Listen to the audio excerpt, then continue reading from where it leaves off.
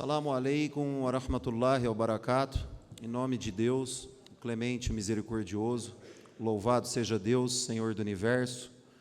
Presto testemunho que não há divindades além de Deus único. Presto testemunho que Muhammad, Jesus, Moisés, Abraão e todos os outros eram seus profetas e mensageiros. Que Deus abençoe a todos.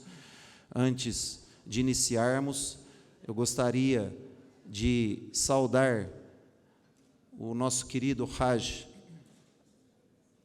Ahmad Ali Saif, que sempre abriu as portas deste congresso, desde a fundação da nossa querida associação ANAJ, Associação Nacional de Juristas Islâmicos, e para nós é uma honra nós termos esse apoio. Nós temos uma entidade que ela é autônoma, porém, nós necessitamos do apoio de todos os muçulmanos. E o profeta Muhammad, que a paz de Deus esteja com ele, ele diz: não é agradecido a Deus aquele que não agradece as pessoas, e nós somos muito gratos, Hajj, por todo o apoio e o incentivo que o Senhor passa para nós, abrindo as portas. Muito obrigado mesmo, e que Deus te abençoe, toda a sua família, e que possamos sempre fazer o bem. Bom, as pessoas, elas passam por situações, principalmente aqui no Brasil, que muitos desconhecem. Muitos acham que estão vivendo tranquilamente, mas a situação é tão séria, tão catastrófica, que se nós não abrirmos os olhos, isso pode levar a uma violência e algo muito pior. Por que isso? O tema central do Congresso, para nós, é algo fundamental, é algo que nós colocamos o dedo todos os dias. Nós estamos no olho do furacão todos os dias lidando com a intolerância religiosa. Muitos acham que é algo que é uma brincadeira, mas ninguém às vezes gostaria de deixar a sua casa, o seu trabalho, a sua família, para entrar num trabalho desse voluntário, que doamos o nosso tempo para colocar a nossa cara à tapa, porque são os nossos rostos que estão à vista quando nós nos deparamos com inimigos, e alhamdulillah que são exceções, não são a maioria. Mas quando nós falamos das manifestações de intolerância religiosa e os meios para lidar com elas, nós estamos falando em todos os campos na sociedade, que nós iremos passar um pouco do trabalho que foi realizado ao longo de 6 anos que nós estamos para completar da fundação da ANAJ, a única Associação Nacional de Juristas Islâmicos da América Latina. Nós temos legitimidade para propor ações judiciais específicas. Nós temos legitimidade para estarmos acompanhando projetos de lei. Nós ocupamos um espaço específico, que é a defesa dos muçulmanos, conforme o nosso estatuto, e o cumprimento da nossa Constituição Federal aqui no Brasil. Então, para isso, nós devemos entender o que é intolerância religiosa e como ela se apresenta aqui no Brasil. Intolerância religiosa é tudo aquilo que você não concorda que é diferente no outro. Você não suportar, você não aceitar que o outro é diferente de você, seja religioso, seja racial, seja político, ideológico. É a pessoa não saber viver em sociedade. E nós temos isso com o profeta Muhammad, sallallahu alaihi wasallam. O profeta Muhammad, que a paz de Deus esteja com ele, foi o primeiro a sofrer intolerância religiosa entre os coraíxitas. E quando ele imigra de Meca para Medina, por conta da intolerância religiosa, ele chega em um local onde ele é o líder, que a maioria dos liderados não eram a maioria de muçulmanos, eram de outras religiões. E faz a Constituição de Medina e etc., dando o respeito, a tolerância a todos. Mas nós não precisamos ficar só nesse ponto. Os palestrantes anteriores mostraram o que é o Islã, o que é a harmonia, que nós não desrespeitamos ninguém, mas o problema é quando algumas pessoas de má fé utilizam para propagar fake news e o ódio. Pseudos, falsos líderes religiosos. O que nós vamos passar aqui são lideranças que querem briga, lideranças que querem o ódio, lideranças que querem que os muçulmanos sejam odiados aqui, em um país que nós estamos desde o descobrimento do Brasil. Então, para isso, nós passamos aqui o primeiro ponto, que é algo que é a parceria com o judiciário. E parceria com o judiciário, nós temos a obrigação e o cuidado necessário para estarmos junto com essas entidades em todos os locais. Foi passando aqui, e eu quero mostrar para vocês o primeiro... Aqui. Tem que voltar? Não quer voltar, por isso que eu estou falando aqui. O primeiro slide, procura aí, vai ser junto ao TSE, Tribunal Superior Eleitoral. A ANAGE foi convidada pelo ministro, na época, Luiz Edson Fachin, para estar junto com outras entidades jurídicas de outras religiões, por conta da intolerância político-partidária, por conta de algo que está acontecendo no Brasil antes das eleições, de questões em que estavam vinculando a religião à política. E aqui nós estamos com o ministro do STF, que na época era o presidente do TSE, e nós estávamos apoiando essa causa que é necessária. E se não houvesse a ANAGE, haveria mais uma lacuna onde os muçulmanos não estariam presentes juridicamente. Outro ponto, o acordo de parceria institucional junto aos nossos irmãos afegãos, que estão até hoje no aeroporto, passando necessidade. E a ANAGE fez uma parceria com a entidade Panagã para auxiliar os mesmos. Aí está o ofício de agradecimento em relação a esse apoio. Se não bastasse isso, o DETRAN. Aqui em São Paulo, todos sabem que as mulheres muçulmanas, se tiverem uma carta da mesquita ou do líder religioso, levam até o DETRAN e tiram a foto com o hijab. É um direito consagrado. Nós enviamos também para o DETRAN para que isso ficasse correto e nenhuma muçulmana tivesse problema. Mas nós estamos num país, geograficamente, muito maior do que nós imaginamos na nossa proporção. Imaginem no estado do Mato Grosso. Uma irmã muçulmana teve negado o uso do véu.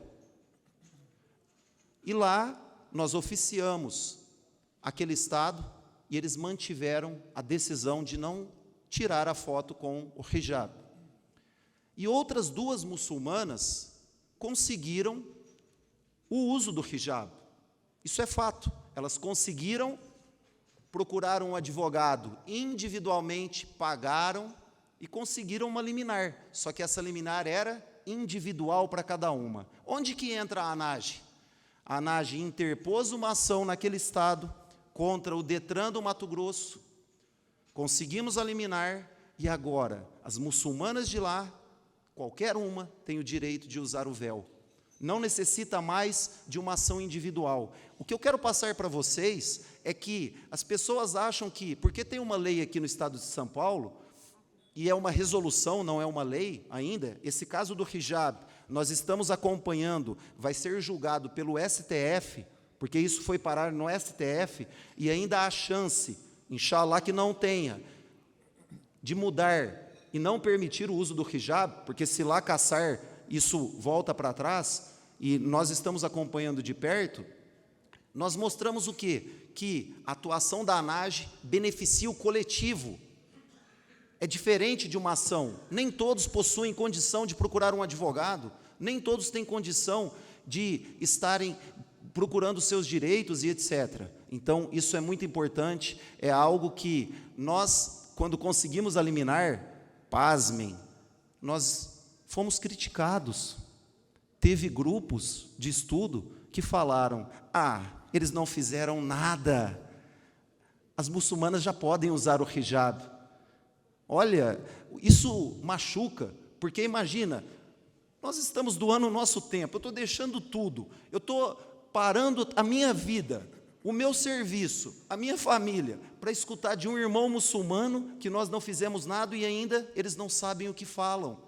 Em vez de auxiliar no bem, como Deus diz no Alcorão, se auxiliem no bem, segurem na corda de Deus, é o que nós prezamos na ANAGE, e não individual, a pessoa agir no âmbito individual. Então, é isso que ocorre no dia a dia. Denúncias. Aqui nós só vamos citar algumas. Essa denúncia é recente, essa retratação pública. Esse pastor, no último Ramadã, ele pegou o púlpito da igreja, infelizmente, e disse que o Ramadã é o mês que autoriza a matança de cristãos. Chegou a denúncia para nós na ANAGE. Ajuizamos a ação. Ele foi citado. Ele tentou um acordo de pedir desculpas apenas. Nós dissemos não. Isso é um erro grave e, pela religião, nós precisamos de uma retratação pública. Nosso interesse não é dinheiro, a nossa ação não visa, porque se nós ganharmos um dano moral, para quem não sabe, o juiz ou o Ministério Público manda esse dano moral para um fundo, e nós não temos a escolha de querer para nós esse dano moral. Por isso que nós precisamos de ajuda, por isso que nós solicitamos ajuda sempre dos irmãos para esse trabalho. E aí o que aconteceu? Não aceitou o acordo, teve a audiência, e ainda o pastor passou para nós que ele foi ameaçado. Eu disse, pastor, se o senhor foi ameaçado, apresente para nós o boletim de ocorrência. Eu sou o primeiro a ajuizar uma ação contra esse muçulmano, porque nós não passamos a mão na cabeça de muçulmano nenhum. A nossa religião é justiça, independente se sejam muçulmanos ou não. Nós estamos aqui para cumprir a nossa Constituição Federal. E nisso, ele aceitou fazer a retratação, ele reconheceu o erro dele, fez por escrito, e teve uma live comigo e com o querido Sheikh Jihad, onde, publicamente, ele reconheceu e pediu desculpas, e mostrou que a fala dele era errada. Obrigado. Esse outro caso, eu não sei se vocês vão conseguir visualizar esse folder. Não é bom que visualizem, não. Porque quando a gente começa a ler, passa mal. Isso aconteceu no Rio de Janeiro. Eu estou conseguindo ler, eles pegam versículos do Alcorão, isso foi distribuído, sabe onde? Em frente à escola pública e particular, para alunos do ensino médio e fundamental. Pasmem. Exemplo, adolescentes. Exemplo.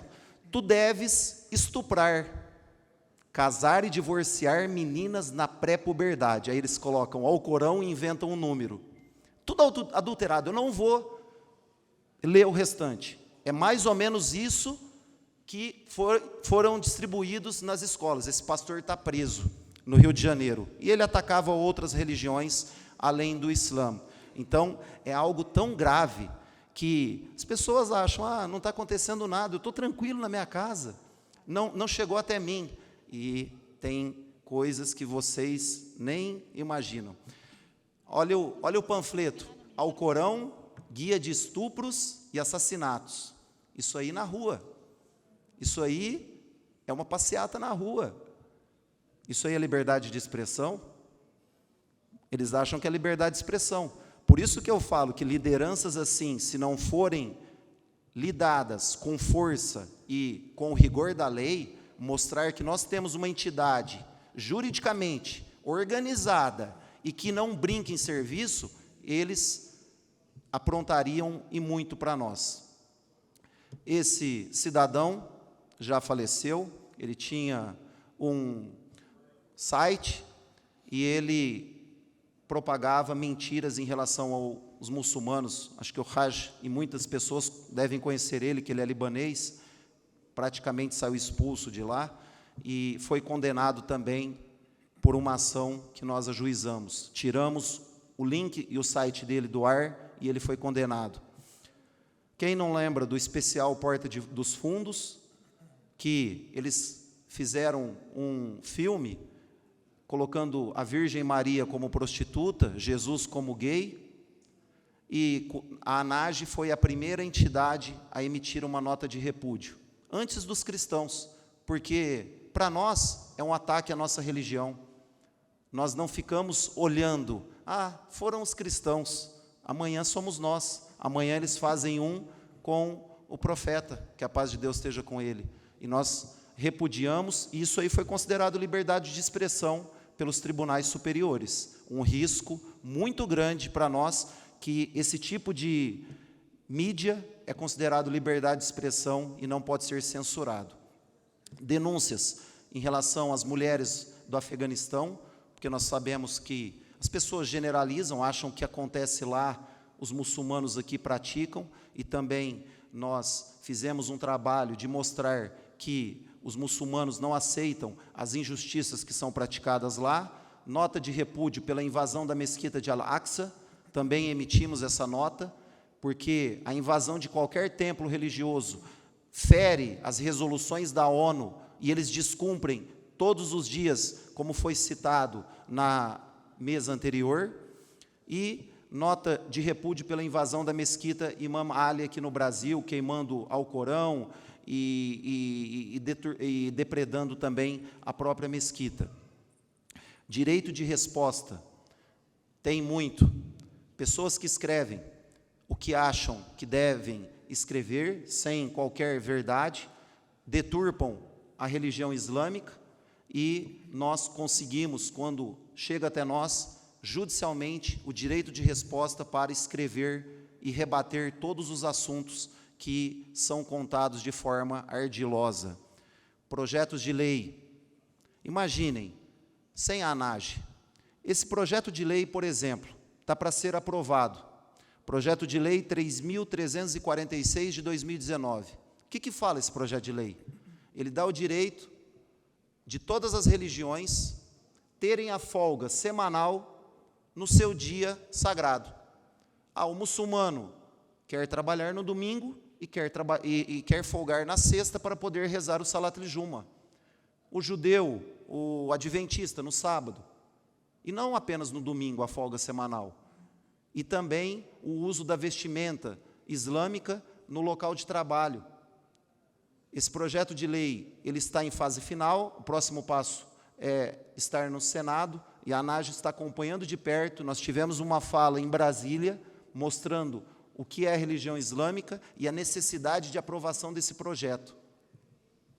Rogo a Allah que seja aprovado. E o Enem?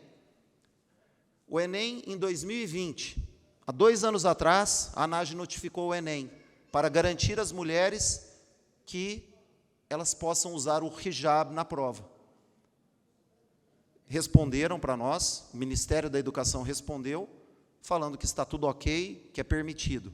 No último domingo agora, chegou até nós, ainda não chegou no e-mail, mas muitas pessoas devem saber que uma filha de um sheikh, fazendo a prova do Enem, foi tirada da sala, tiraram o véu dela, jogaram os prendedores do véu dela no lixo, abalaram ela. Imagine como uma pessoa vai conseguir fazer a prova nessa situação. E nós temos a resposta, mas basta isso? Mesmo assim, nós teremos que tomar uma medida judicial se chegar até nós, porque as pessoas não respeitam. Então, cabe aos muçulmanos e às muçulmanas, quem segue a ANAGE, teria visto isso, teria visto essa nota. Se tivesse visto isso, teria o conhecimento no dia da prova, levaria conjunto, não aceitaria qualquer violência. E outra muçulmana também fazendo um concurso, agora, recente, no Paraná, foi tirada da sala, ela está com câncer, estava sem os cabelos, passou o constrangimento, e não conseguiu fazer a prova do concurso dela. Nós já oficiamos também a organização do concurso.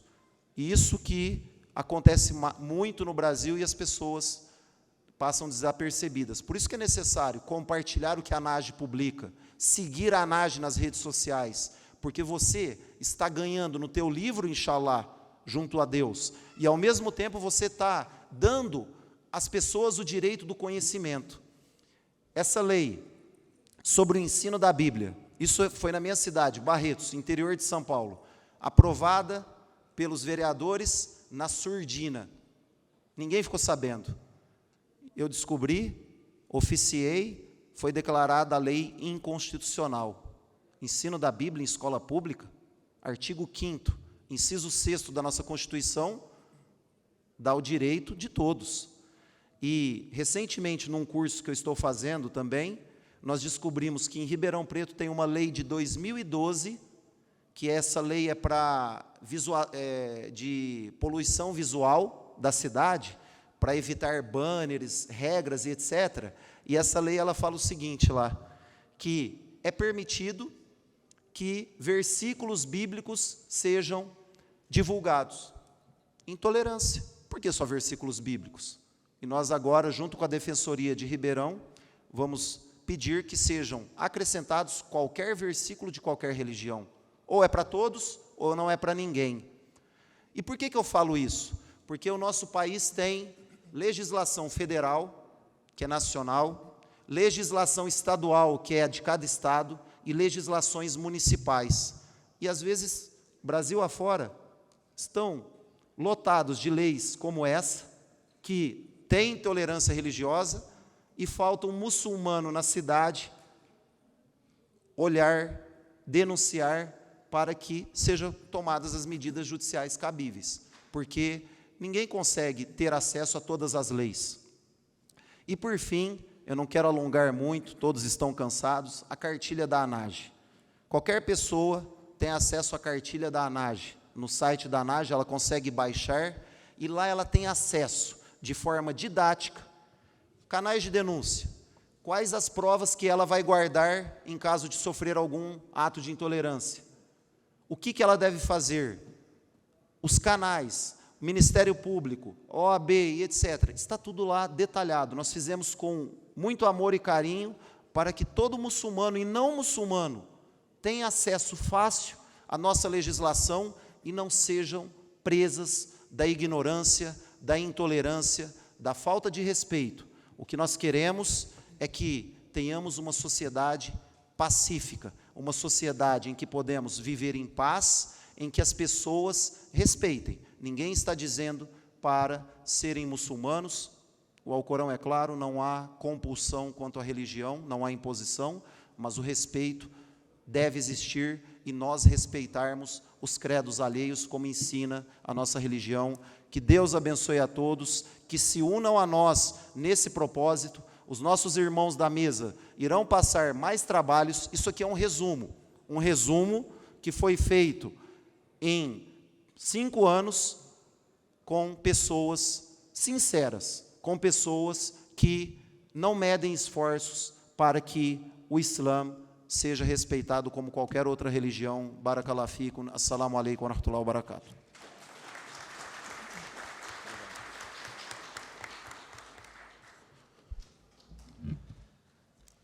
Bismillahirrahmanirrahim. Assalamu alaikum. Antes de mais nada, agradecer a Deus pela oportunidade de estar aqui. Novamente, reiterar os agradecimentos à Sedial, que, como sempre, abre esse espaço para a ANAGE, para podermos dialogar um pouco mais sobre a questão da intolerância religiosa, ao Hajj Ahmad Ali Seifi, e agradecer a todos os líderes religiosos e autoridades que estão aqui presentes. De uma forma bem resumida, eu trouxe comigo um roteiro, que geralmente eu começo a falar e não paro mais, então vou tentar falar de uma forma rápida aqui com vocês, mas compartilhar um pouco sobre a importância dos mecanismos institucionais de governança no combate ao discurso de ódio, né? Se alguém me perguntasse qual foi a primeira lição que eu aprendi em todos esses anos de trabalho pela ANAGE e também nos 16 anos como advogado atuante, eu diria que essa lição seria que todo trabalho ele estará cada vez mais próximo da efetividade e da perfeição se ele for realizado em conjunto e com o comprometimento de uma diversidade de pessoas e de entidades. A ANAGE, a Associação Nacional de Juristas Islâmicos, ela se transformou, né, de um simples projeto, né, de um simples pedaço de papel, para hoje uma entidade nacionalmente e internacionalmente reconhecida, graças, como o Dr. Gerhard colocou, ao trabalho efetivo, ao trabalho verdadeiro de um pequeno grupo de juristas, principalmente advogados, comprometidos com a causa islâmica e com a proteção jurídica do nosso direito à liberdade religiosa. Mas os trabalhos da ANAGE não seriam efetivos sem a contribuição de diversas pessoas e diversos mecanismos institucionais, públicos ou privados, que reconheceram também a importância dessa pauta ligada à liberdade religiosa. Trazendo um pouco, né, para a seara, para o aspecto das instituições públicas, eu vou mencionar aqui a necessidade de destacarmos um poder legislativo cada vez mais comprometido com a criação de leis que efetivamente protejam a questão da liberdade religiosa e, principalmente, criminalize aqueles que infringem esse direito. Mencionamos também a importância de um poder judiciário que não tema a aplicação dessas leis.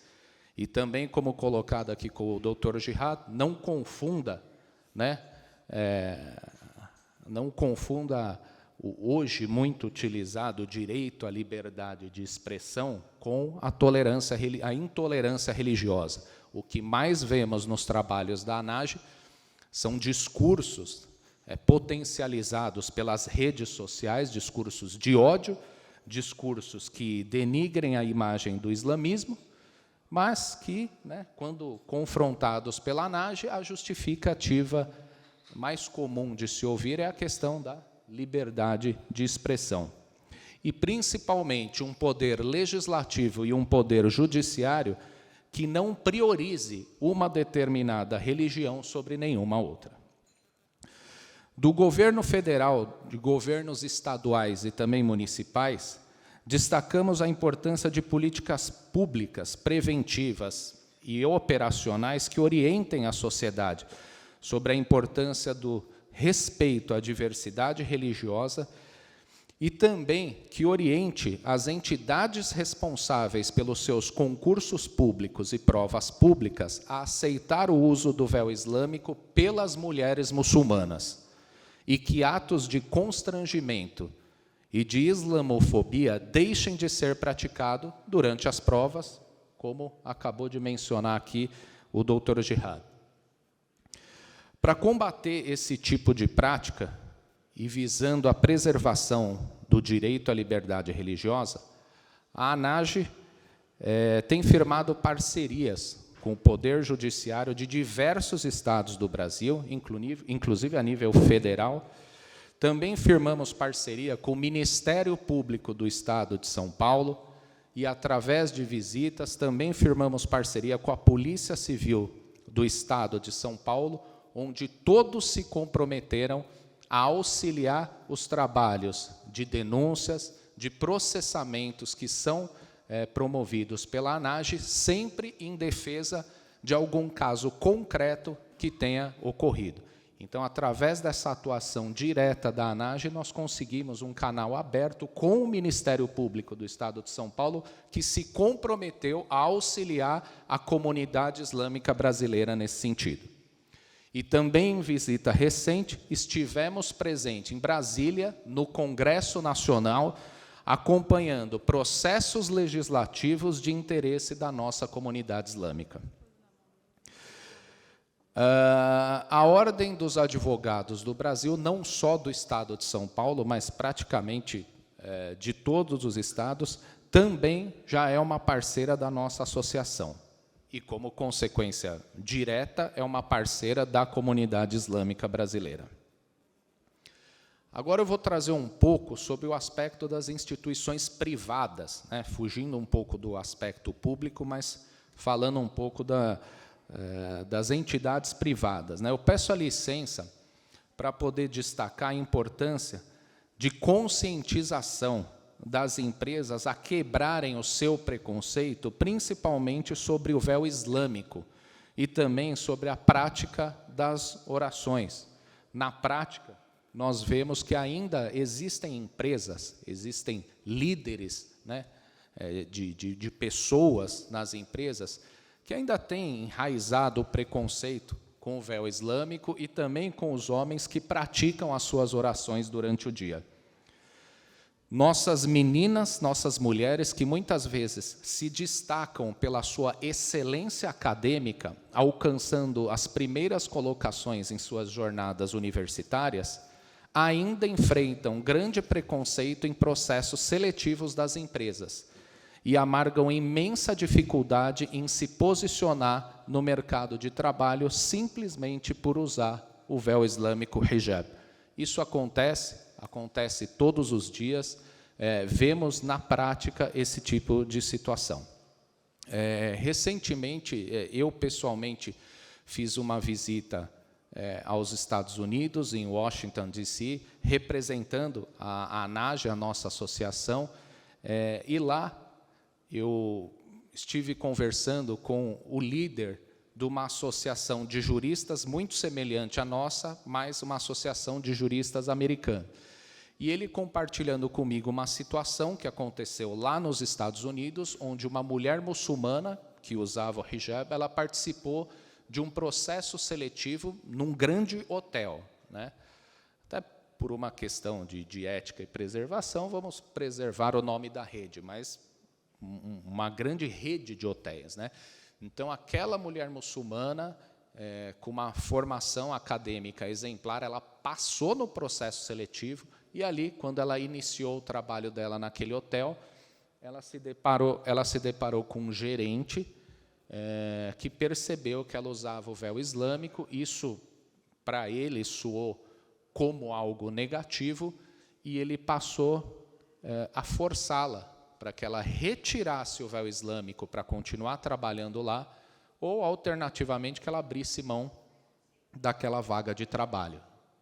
Isso aconteceu lá, mas ela, né, guiada pela sua fé e ciente dos seus direitos, obviamente ela negou, ela não retirou o véu islâmico, procurou a entidade jurídica e ali começou um trabalho sobre essa rede de hotéis. E, para resumir o desfecho da história, tá? O responsável por aquela rede de hotéis, ele se retratou publicamente, a nível nacional, né, em rede nacional de televisão, ele se retratou, inclusive ele deu, não só a associação, mas a própria mulher muçulmana ali envolvida, esse gestor do hotel deu a opção para eles decidirem se eles queriam que aquele gerente fosse demitido ou não. E, por incrível que pareça, a decisão tanto da mulher como da entidade foi que ele não fosse demitido, mas que ele passasse por um processo de reeducação ligado à questão da intolerância religiosa. Então, isso se tornou um caso emblemático nos Estados Unidos. A partir desse caso, houve uma releitura dessa questão da liberdade religiosa. E, trazendo para a realidade do Brasil, a ANAGE está aqui sentada, a ANAGE já está apresentada, A ANAGE já trabalha e fica à disposição de toda a comunidade islâmica brasileira, caso ocorra situações semelhantes a essa. Das instituições privadas, como o Dr. Gerard colocou também, destacamos a importância do incentivo financeiro a entidades, não só como a ANAGE, mas outras entidades também muito importantes a essa questão da intolerância religiosa, e que essas empresas patrocinem projetos nesse sentido. Para não me esticar muito, eu vou apresentar para vocês aqui uma imagem do dia em que a ANAGE visitou o Tribunal de Justiça do Estado de São Paulo.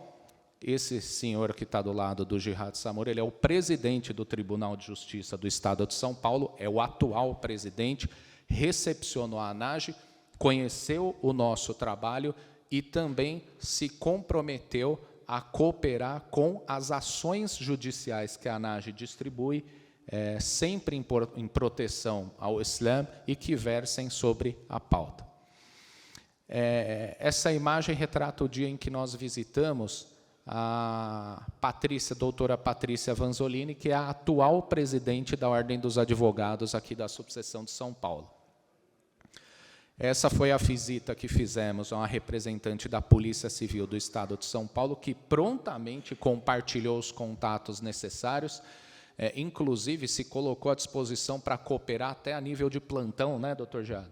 24 horas, 7 dias por semana, principalmente com as mulheres muçulmanas que sofram algum tipo de ataque, algum tipo de ato de islamofobia, direcionem para a ANAGE, porque aos poucos nós estamos expandindo aí esses braços de cooperação, principalmente com as autoridades. O dia que o doutor Gerard Samur visitou o doutor William Douglas, do Tribunal Regional Federal da 2ª Região, e voltando aí à imagem do nosso trabalho junto à Polícia Civil do Estado de São Paulo. E para fazer um desfecho, pessoal, destacar que todo o trabalho que verse sobre a intolerância religiosa, ele começa com o que eu classifico como a principal entidade privada, que é a nossa casa. Então, tudo começa dentro de casa.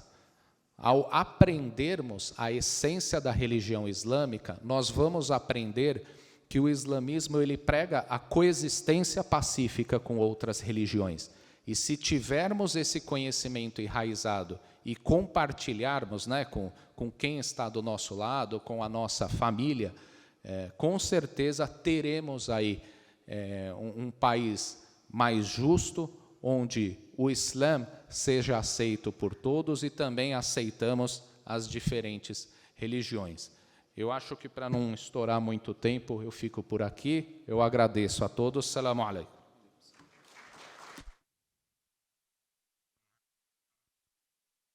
Dr. Omar Barakallah Fik, ele passa para nós essa área que nós temos que atuar, que é da cooperação com esse sistema judiciário, seja no âmbito do TJ, seja no âmbito do Ministério Público, essas parcerias, porque um processo, quando nós fazemos uma denúncia, ele demora muito.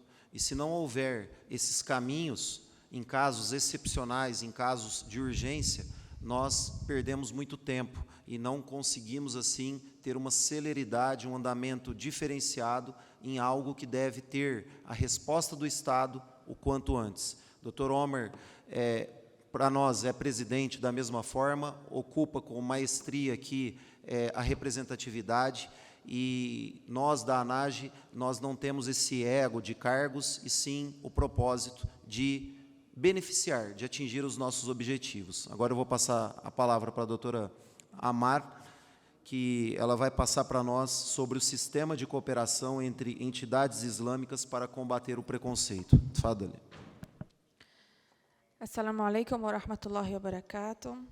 Bismillahirrahmanirrahim. Bom, vou dar início já à minha palestra. Quando falamos em preconceito contra a comunidade muçulmana, a primeira coisa que me vem em mente, enquanto uma mulher muçulmana, é o preconceito que nós, mulheres muçulmanas, sofremos diariamente.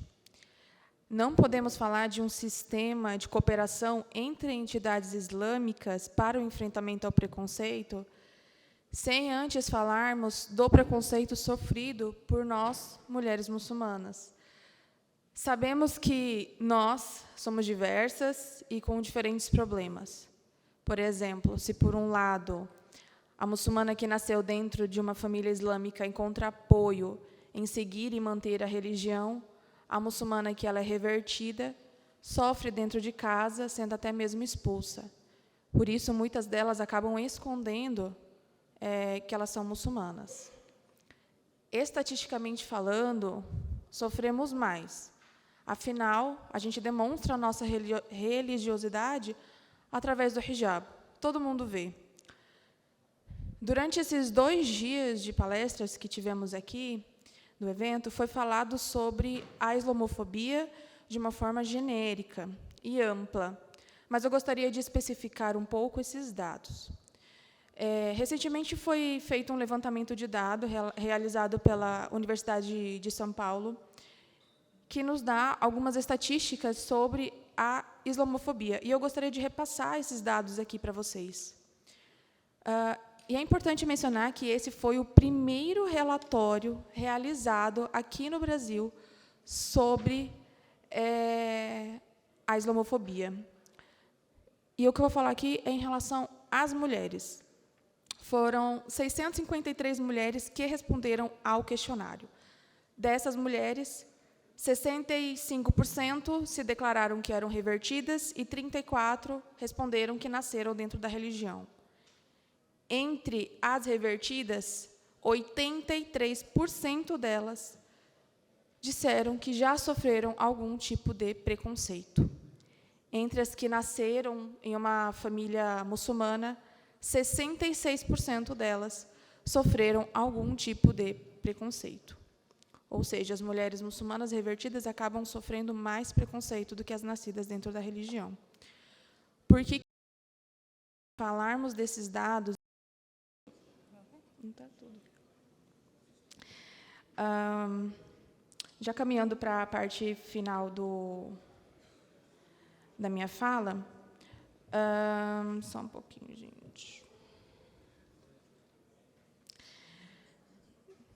Eu sei e eu entendo como que é difícil ser muçulmana aqui no Brasil. Não é fácil a gente ouvir que somos terroristas e de que não somos bem-vindas aqui. Mas, mulheres, não desistam. Nós estamos juntas e nós temos uma entidade que pode nos proteger, que é a ANAGE. Então, busquem proteção jurídica para os problemas enfrentados no combate à intolerância religiosa. E já caminhando para a minha parte final, é muito importante também a participação das mesquitas, dos centros islâmicos e das mussalas pelo Brasil no combate à intolerância. Muitas vezes, a porta de entrada para buscar apoio nos casos de intolerância são as mesquitas. Então, é importante que tentar, na verdade, fazer um levantamento, registrar esses casos de intolerância e de preconceito que aquela comunidade vem sofrendo e encaminhar para a ANAGE. Afinal, esse é o trabalho que a gente desenvolve aqui. Esse trabalho de orientação e de como proceder nos casos de intolerância religiosa. É super importante a participação de toda a comunidade no combate à islamofobia. Temos que começar de dentro da comunidade para fora. E temos que nos fortalecer enquanto muçulmanos. E hoje nós temos uma associação que é capaz de cuidar dos interesses de todos os muçulmanos brasileiros. Muito obrigado. Caminhando para o final, a doutora Amar colocou muito bem essas questões.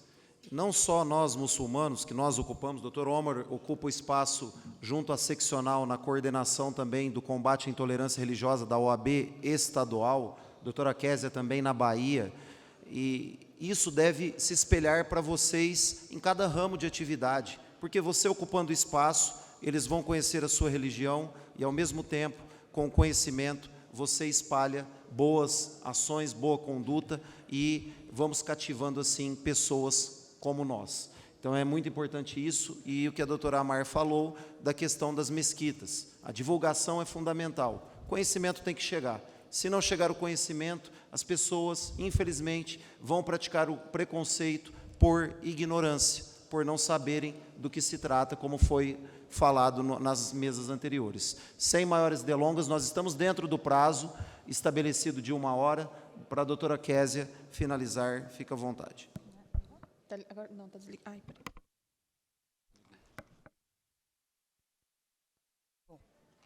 Som? Bom. Salam aleikum.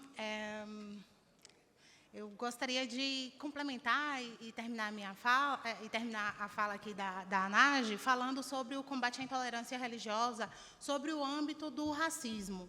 Como mulher preta, muçulmana, nordestina, e que usa hijab, e sendo advogada, quem bem pode falar sobre preconceito sou eu. Todas as vezes que eu vou, como advogada, no ambiente de justiça, as pessoas me confundem com a parte. É algo natural. Eu chego no balcão de justiça, vou fazer um atendimento para um cliente, e eles perguntam, você é a parte? Eu digo, não, eu sou advogada. Toda vez é isso. E por que será? Porque uma mulher negra, uma mulher que usa hijab, ela não pode ser identificada como advogada, uma pessoa que tem conhecimento. Então, todas as vezes que nós, mulheres muçulmanas, vamos ocupar os espaços, nós temos que mostrar todo o nosso currículo. E, ainda assim, nós não somos aceitas nesses espaços por causa do uso do hijab.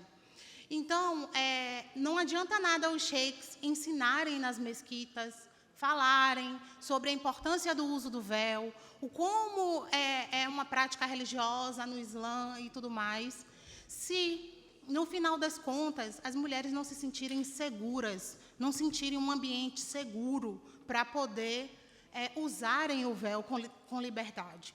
Então, o que acontece? A ANAGE, ela faz esse trabalho junto com a sociedade. É um trabalho em conjunto. Não adianta nada nós estarmos aqui falando sobre, lutando nas redes sociais, se a comunidade não abraçar essa atividade e, junto com coletividade, a gente expandir esse trabalho.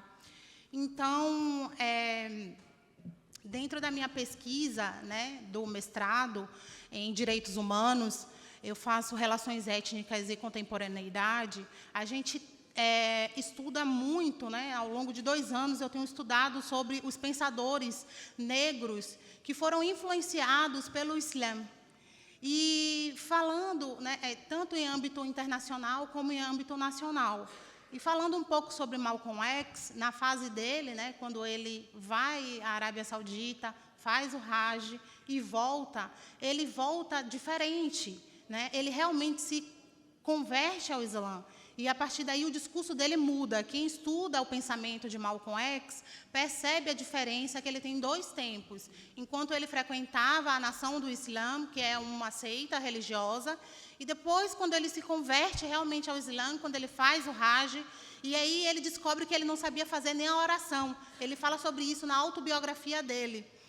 E, quando ele traz esse pensamento, ele fala que, quando ele esteve na Arábia Saudita, ele percebeu o verdadeiro Islã. Mas depois, quando ele foi em outros países árabes que já tinham sido colonizados, e aí esses países eles tinham recebido influência ocidental, esses países já estavam as mulheres rejeitando o uso do véu e outras práticas islâmicas, por causa do processo de ocidentalização. Frantz Fanon, que é um pensador negro, que aderiu à Argélia como país de nacionalidade, e assim eu recomendo muito para que todos os muçulmanos estudem Frantz Fanon e o pensamento dele, porque ele fala muito sobre essa conexão com o Islã, o racismo e direitos humanos. Ele traz que as mulheres na Argélia, por causa da colonização com a França, estavam deixando de usar o hijab por causa da opressão.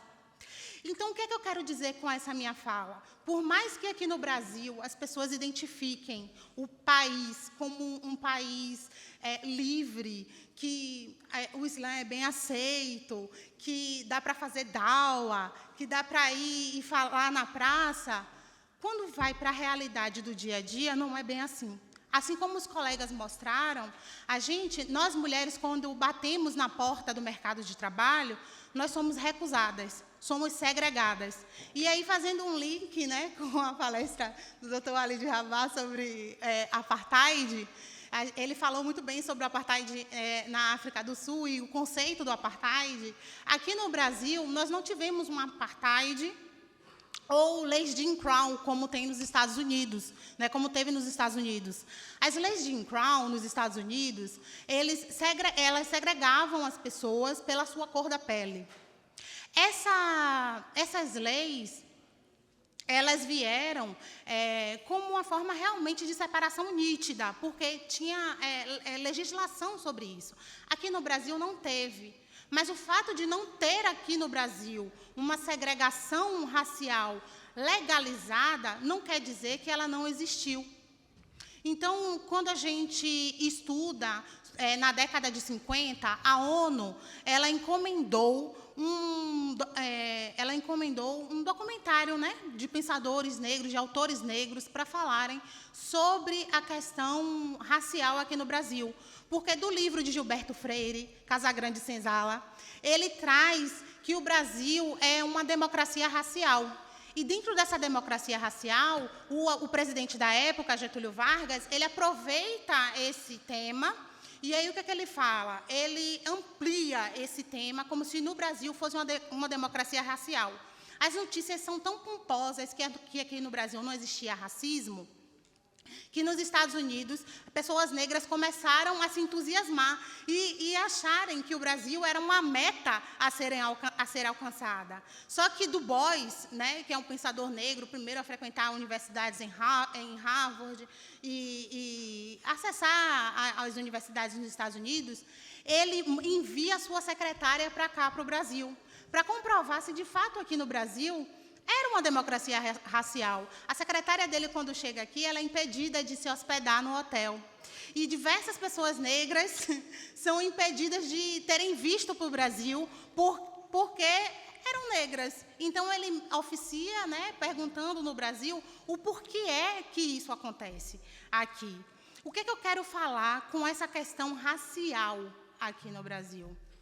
Eu quero dizer que, por analogia, nós podemos trazer para questões de intolerância religiosa. Assim como o racismo é algo latente, ou seja, que a gente não existe, mas não percebe. Segundo o professor Hélio Santos, o racismo ele opera na inércia. As pessoas pretas são vítimas do racismo, mas são consideradas criminosas, né, por causa do processo de encarceramento em massa. Então, ao mesmo tempo que as pessoas não percebem o racismo, e o racismo ele passa como se fosse algo naturalizado. Ou seja, pessoas pretas, como eu, não têm letramento racial, não sabem sobre a sua raça, sobre o reconhecimento de atos de racismo. Então, o que acontece? As pessoas passam pelo racismo e não percebem. Então, assim como acontece com o racismo, acontece com a intolerância religiosa. Pessoas, mulheres muçulmanas, muitas das vezes passam por discurso de ódio, intolerância religiosa e não percebe. No simples ato de uma pessoa passar na rua e perguntar: não está com calor, não? Isso é intolerância religiosa, ainda que nós não possamos criminalizar. Mas as pessoas não vão conseguir identificar essa intolerância religiosa se elas não estudarem, se não buscarem o conhecimento, né? E trazendo assim para a questão do trabalho, quando as mulheres muçulmanas elas vão acessar esse mercado de trabalho, nós temos o artigo 5º que protege, né, sobre a liberdade de crença, a liberdade de culto, sobre os direitos fundamentais nesse sentido, mas a Lei 7.716 de 89, ela é uma lei que passa batida, porque no seu artigo 3º e 4º, quando ela fala que você não pode impedir nem obstar ninguém, seja de empresa pública ou privada no Brasil. E nós temos diversos casos de mulheres muçulmanas que tentaram acessar o mercado de trabalho e não conseguiram. A nossa comunidade de mulheres muçulmanas, na sua maior parte, são empreendedoras de necessidade. Eu sou empreendedora de necessidade, porque nenhum escritório de direito quis me contratar. E por que isso aconteceu?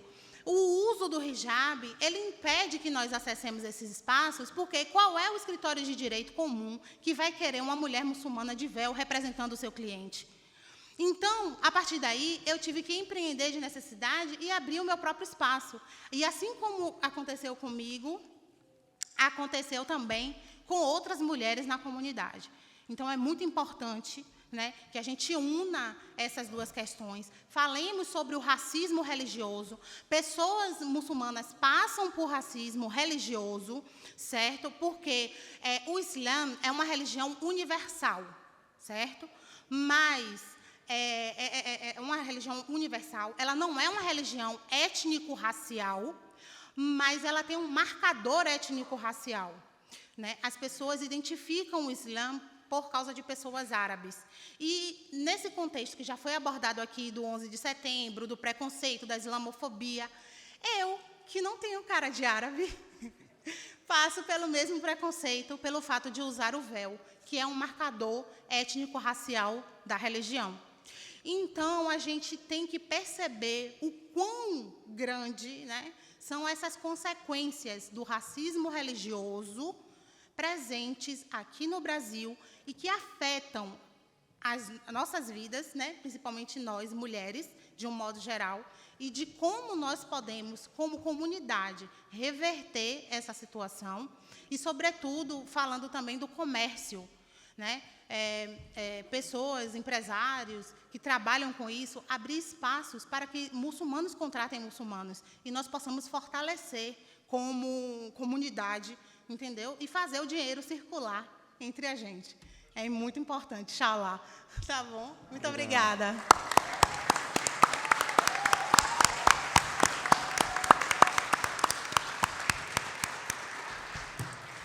Esqueci, não foi, gente? A doutora Kézia, ela passa essa questão do racismo religioso e velado. Isso acontece, infelizmente, e o profeta sallallahu alaihi wasallam nos ensinou que racismo é ignorância. E só com conhecimento nós iremos mudar isso. E com o trabalho que ela faz, brilhante, junto com os membros da ANAGE, que eu saúdo aqui, que aqui não estão. E lembro também, nós temos muitas coisas para falar, do trabalho e etc., mas algo importante. Alunos, os vossos filhos que necessitarem ir no Salat al-Eid, Salat al-Juma, basta fazer um requerimento junto à faculdade, junto à escola, que tem esse direito resguardado também. Nós divulgamos isso junto à ANAGE, é um direito aqui do nosso país. Outra questão, mulheres, principalmente nos aeroportos. Há mulheres que são discriminadas. Não aceitem jamais uma revista que não seja com outra mulher, em um local privado. Nós já oficiamos a ANAC também, o órgão responsável, e eles deixaram isso à disposição. Fiquem atentas, não caiam no erro. E questões relacionadas, como já foram ditas, do simpósio. Estejam presentes, quem puder estar presente fisicamente, façam a inscrição, está no site. Quem puder e não puder estar presencialmente, virtualmente, com certificado digital, e mostrar que nós temos o apoio da nossa comunidade. Sigam a ANAGE, apoiem o nosso trabalho. Se houver algum erro, nos peça de forma individual. A nossa obrigação como muçulmanos é orientar uns aos outros individualmente e elogiar publicamente, como o nosso amado profeta nos ensinou. Não adianta nós querermos ir contra os nossos irmãos muçulmanos, pois estão no mesmo propósito que nós. Não briguem em redes sociais e façam a vossa parte. Se um irmão errou, vai lá no privado e aconselha ele. Não briguem em Facebook, em redes sociais, WhatsApp. As pessoas querem isso, o Shaitan quer isso, quer a separação, quer que as pessoas briguem. E nós devemos fazer o contrário, unir e agarrar na corda de Deus Assalamu alaikum wa rahmatullahi wa barakatuh.